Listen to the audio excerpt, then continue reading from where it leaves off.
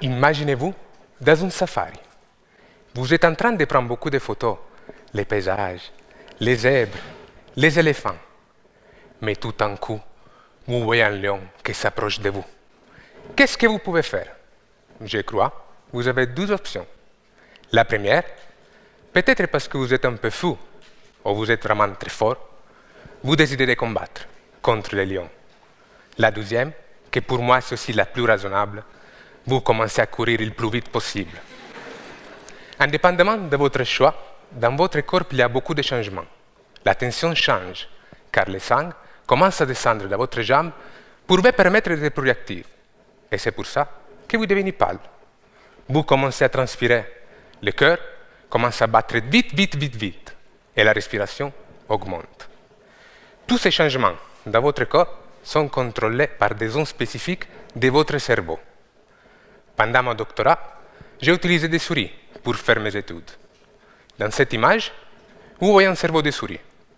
J'ai découvert un nouveau groupe de neurones situé à la base du cerveau qu'on a nommé Parvafox. De suite, j'ai étudié la fonction de ce nouveau groupe de neurones.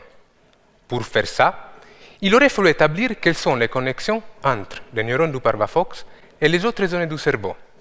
Et c'est pour ça que j'ai injecté un trésor très spécifique qui m'a permis de colorer les neurones du Parvafox et les projections.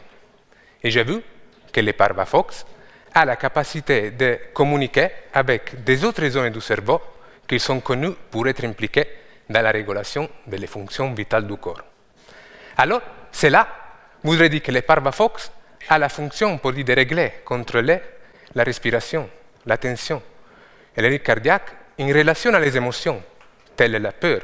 J'ai utilisé l'exemple des lions dans les safaris, mais aussi autres émotions, comme le stress, par exemple, pendant un entretien d'embauche ou le concours de ma thèse en 180 secondes, ou l'amour, par exemple, pendant un rendez-vous galant.